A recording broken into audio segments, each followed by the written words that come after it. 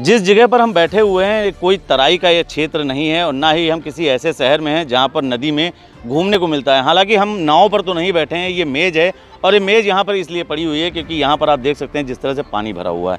ये जनपद बाराबंकी का वो खास मोहल्ला है जहाँ पर हज़ारों वोटर तमाम राजनेताओं की तकदीर लिखते हैं, उन नेताओं को भेजते हैं सत्ता तक ताकि वो जाकर उनकी समस्याओं का समाधान करें। लेकिन जिस मोहल्ले में हम मौजूद हैं यहाँ की समस्या पिछले 15 सालों से लगभग बनी हुई है, लेकिन अभी तक किसी राजनेता ने इसके बारे में कोई भी चर्चा करना तक मुनासिब नहीं समझा। जनपद बाराबंकी का यह मोहल्ला कई बार से परेशान हो चुका है। जो आप यहाँ पर देख सकते हैं कि यहाँ किस तरह से पानी भरा हुआ है। ये शाम का समय है।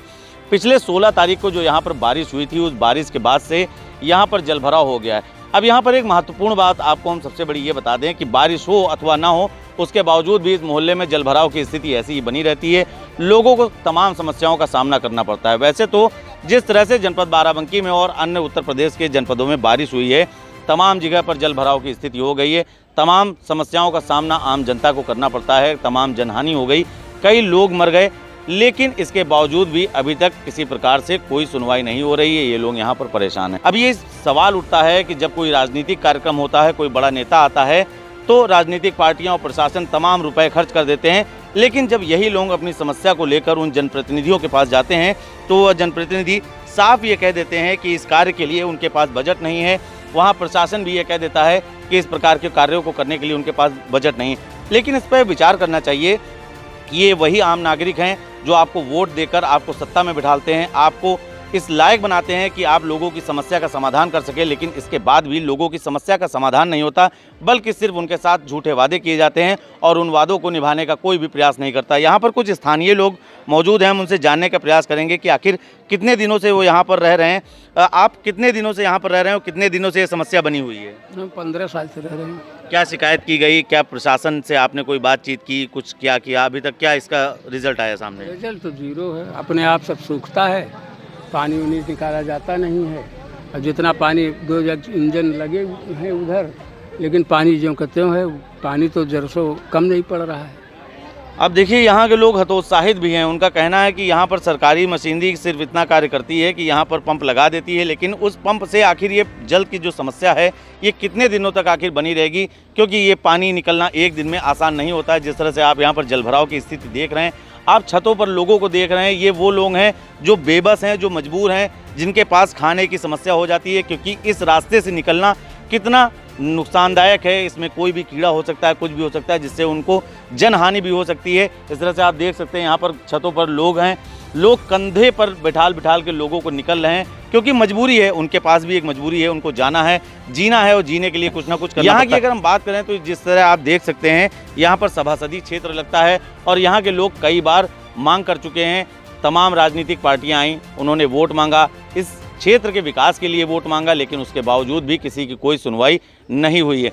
जनता उसी तरीके से परेशान है। यहाँ पर कई ऐसे लोग हैं जो अपने बच्चों को जाकर लखनऊ तक छोड़ा है। यहाँ पर कई ऐसे लोग भी मौजूद हैं जो अपने घर से बाहर जा चुके हैं, अपने घर के बच्चों को वो बाहर शिफ्ट कर दिए हैं। क्या है, आप कहाँ पर लेके गए बच्चों को? किस तरह से समस्या आई, कैसे आपने किया? मैं अपने बच्चों को लखनऊ जाके शिफ्ट कर दिया है और यहाँ पे समस्या 2008 में ऐसी बाढ़, इससे बहुत बुरी बाढ़ आई। उसके बाद 2013 साल हो चुके, कोई सुनवाई नहीं हुई है।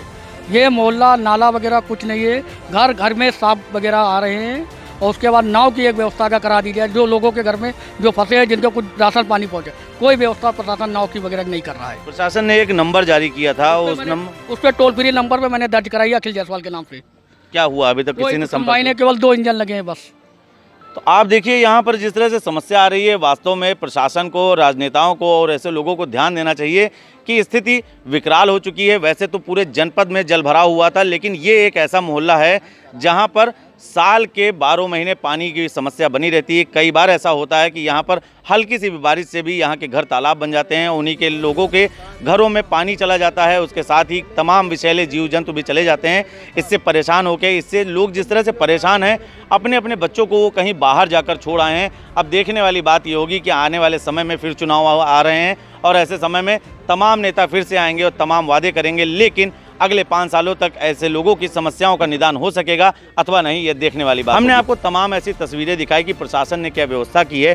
प्रशासन ने जिस प्रकार से व्यवस्था की है, यहाँ पर 2 पंप लगवा दिए हैं और ये पंप एक बार नहीं ये पंप जब यहाँ इस क्षेत्र में बारिश होती है, जब भी यहाँ पर जलभराव की स्थिति होती है, तब पंप लगता है। उसमें हज़ारों रुपए खर्चा होते हैं, यहाँ से पानी निकाल के दूसरी तरफ फेंका जाता है।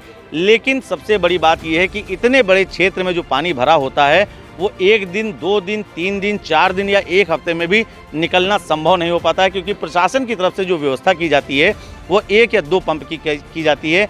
लेकिन ये जो आप क्षेत्र देख रहे हैं पूरा तालाबनुमा हो जाता है। और आज तो यहाँ पर बारिश का दूसरा तीसरा दिन है, जिस कारण से पानी का लेवल आपको यहाँ पर थोड़ा कम दिख रहा है। अन्यथा यहाँ पे जो पानी का लेवल है वो आदमी के कंधे तक आ जाता है, आदमी इसमें डूब डूब कर जाता है। लोग अपने सर पर अपने घर के खाने का सामान लेकर यहाँ से निकलें। 13 साल से यहाँ रह रहे लोग किस मुसीबत को झेल रहे हैं, किस तरह विभीषिका को देख रहे हैं, उसके बावजूद भी उन्हें एक आस रहती है कि शायद अब सरकार सुने, शायद अब उनके मंत्री जी सुने, शायद अब उनके विधायक जी सुने, शायद अब उनके सांसद जी। यहाँ पर कुछ युवा लोग भी मौजूद हैं, हम उनसे बात करने का प्रयास करेंगे और जानेंगे कि आखिर अभी यहाँ जो समस्या आ रही है इसके संबंध में क्या किया। कितने दिनों से आप यहाँ पर रह रहे हो, किस तरह से यहाँ समस्या आ रही है? 10 साल से। 10 सालों में अभी तक यहाँ क्या सुनवाई हुई? आप लोगों ने किस तरह से कार्रवाई की? जिस तरह से जलभराव है इसके संबंध में अभी तक आप लोगों ने क्या मांग की है? मांग की है, टिब्बुल की इंजन की मांग की गई थी, तो प्रशासन ने सिर्फ 2 इंजन लगाए। उसके बाद हम लोग दौड़ धूप के कह के सुन के जलकर विभाग से सब कुछ के आज 4 दिन से कह रहे हैं, 3 दिन से कह रहे हैं कि समरसेबुल की व्यवस्था कर दी जाए। जो लोग घरों में पानी घुसा है और घरों में जो रह रहे हैं और घरों में जो अंदर घुसे हुए हैं, बेड पड़े हुए हैं, किसी के सामान नहीं निकल पाया, किसी का गैस नहीं निकल पाई, किसी का नमक नहीं निकल पाया, किसी का तेल नहीं निकल पाया, जो खाने और मतलब खाने के लिए परेशान है। कम से कम समरसेबुल लग जाए तो 2 घंटे, 3 घंटे, 4 घंटे में नहीं तो कम से कम 24 घंटे में कुछ रोड तो खाली हो सकती है। हम आपको एक बहुत मार्मिक तस्वीर दिखाना चाहते हैं। ये देखिए, एक बच्चे को एक पिता अपने गोद पर बिठाले हुए है, उसके हाथ में खाने पीने का सामान है, जिससे आप स्पष्ट अंदाज़ा लगा सकते हैं कि किस तरह से यहाँ पर जीना मुहाल हो चुका है, किस तरह से लोगों को समस्याएं आ रही हैं। लेकिन इसके बावजूद भी यहाँ पर जो शख्स खड़े हैं उन्होंने बताया कि उनके द्वारा प्रशासन से मांग की गई थी ताकि जल्दी पानी निकाला जा सके, लेकिन अभी तक प्रशासन भी इस पर कुछ नहीं सुना। हालांकि अगर प्रशासनिक सूत्रों की बात माने तो प्रशासनिक सूत्रों का कहना है कि यहाँ पर एक पानी निकासी की एक बेहतर व्यवस्था बनाई जा रही है। लेकिन वही बात इसमें फिर आती है, यहाँ पर मौजूद लोगों ने जैसा कि कहा कि राजनीतिक पार्टियां समय आने पर अपना वादा तो कर देती हैं, लेकिन जब उनका पूरा करने की बात आती है तो वह मशीनरी धीरे धीरे कार्य करने लगती है। ये सभी जनप्रतिनिधि सिर्फ वोट मांगने के समय आते हैं और इत्तेफाक से वो समय भी ऐसा होता है जब इन जनपदों की, इन जगहों की इस तरह की हाल नहीं होती है। उस समय ये क्षेत्र सूखे पड़े रहते हैं और तमाम जनप्रतिनिधि उन सूखे क्षेत्रों में आके बड़े बड़े वादे करके लोगों का दिल पिघला के उसी पानी की पिपास से अपनी सत्ता को बनाने का प्रयास करते हैं।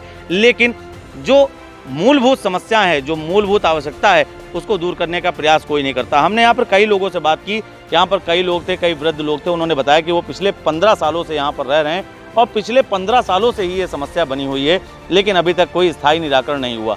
हालांकि इस मामले पे हमने जनपद बाराबंकी से भारतीय जनता पार्टी के सांसद उपेंद्र सिंह रावत से बात की। क्या कह रहे हैं उपेंद्र सिंह रावत, देखते हैं इस पर एक नज़र। सांसद जी, जनपद बाराबंकी में एक मोहल्ला है दशहरा बाग का, वार्ड संख्या 9, वहाँ के लोगों की शिकायत है। जब हम लोगों ने वहाँ पे खबर की तो उन्होंने कहा कि विगत 13 सालों से यहाँ पर समस्या बनी हुई है। हालांकि वर्तमान समय में वहाँ पे नाला बनाने का प्रयास किया जा रहा है और जो गतिशील भी है, लेकिन वहाँ के लोग कल ये बात कह रहे थे कि उसमें गति नहीं आ रही है। क्या लग रहा है कि किस प्रकार से इन लोगों को, जैसा कि वो खुद कह रहे हैं कि पिछले 13 सालों से वो समस्या से ग्रसित हैं, कितने आश्वस्त हैं, कितनी जल्दी उन लोगों को समस्या से निजात मिल जाएगी? मैं इस बात से पूरी तौर से सहमत हूँ कि 13 सालों से वहाँ के लोग नरकी जीवन जी रहे थे। लेकिन मैं आपको ये बताना चाहता हूँ कि पिछले वर्ष जब वीडियो कॉन्फ्रेंसिंग हो रही थी, समीक्षा बैठक हो रही थी विकास की, मैंने मुख्यमंत्री जी के सामने इस मुद्दे को रखा था और मुझे पता था कि 13 वर्षों से चल रहा है। मुख्यमंत्री जी ने तुरंत आदेश दिया था कमिश्नर अयोध्या को और तुरंत उसका प्रपोजल बन करके गया, पैसा रिलीज हुआ, उस पर काम हो रहा है। 1025 मीटर नाला बनना था, जिसमें से 950 मीटर नाला बन करके तैयार हो गया है। एक सैंपल बीच में बनना है, जो 4 स्टेप में बनना था, 3 स्टेप बन चुके हैं, 1 स्टेप बाकी है। और सैंपल से पानी जब लिफ्ट करा करके ऊपर लाया जाएगा, चूँकि वो काफ़ी गहराई में है, पानी निकास के लिए लिफ्ट कराना पड़ेगा, तो वहाँ से 300 मीटर पाइप लाइन बिछा करके, चूँकि वहाँ आबादी बहुत घनी है, रास्ता बहुत सकरा है, उसी रास्ते के बीच में पाइप डाल करके उसमें से पानी ले जा करके डाला जाएगा। तो 300 मीटर जो पाइप लाइन बननी है वो अभी बाकी है, बाकी 950 मीटर नाला बन गया है। सैंपल जो 4 स्टेज में बनना था, 3 स्टेज में पूरी कर लिया है। तो अभी ये बनना शुरू हुआ है और ये 3.5 करोड़ की लागत से है। इसको हमारी सरकार के दौरान मैंने इस मुद्दे को उठाया था, ये बनने का काम हो रहा। तो इस बात के लिए जो है आपको धन्यवाद देना चाहिए कि 13 सालों की समस्या को जो है 1 साल में निपटाने का काम हमने किया।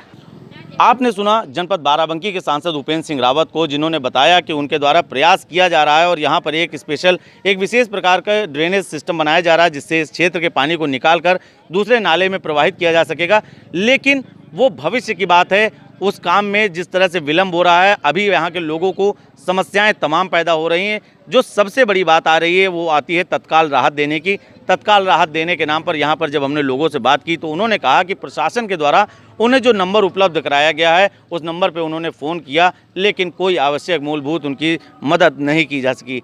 ऐसे समय में देखने वाली ये बात होती है कि जिस तरह से लोग यहाँ पर परेशान हैं, जिस तरह से घरों में सांप निकल रहे हैं, जिस तरह से घरों में जहरीले कीट पतंगे निकल रहे हैं, उस तरह से आने वाले समय में किसी प्रकार की जनहानि हो जाए तो इसके लिए कौन जिम्मेदार होगा। वर्तमान समय में प्रशासन के द्वारा यह भी एक बात कही गई है कि पानी में डेंगू मच्छर पनपते हैं और अगर इस क्षेत्र में इस तरह से कोई महामारी फैल जाए तो इसके लिए जिम्मेदार कौन होगा, ये एक विचारणीय बात है। ये तो थी आज की बात, लेकिन अब इस पर सोचने वाली बात है कि इसका स्थायी समाधान बनाने के लिए किस कदर प्रयास किए जाएंगे और उस प्रयास को कितनी तेज गति से धरातल पर लाया जाएगा, ताकि यहाँ पर जो तमाम हजारों की संख्या में लोग रह रहे हैं, यहाँ पर आप देख सकते हैं कि तमाम ऐसे लोग हैं जो अपने अपने छतों पर खड़े हैं, कई हफ्तों से, कई दिनों से घर से बाहर नहीं निकल पा रहे हैं। ऐसे लोगों की समस्याओं का समाधान आखिर कब होगा, ये एक बड़ा सवाल है। जनपद बाराबंकी से द इंडियन ओपिनियन के लिए सरदार परमजीत सिंह के साथ नितेश मिश्रा।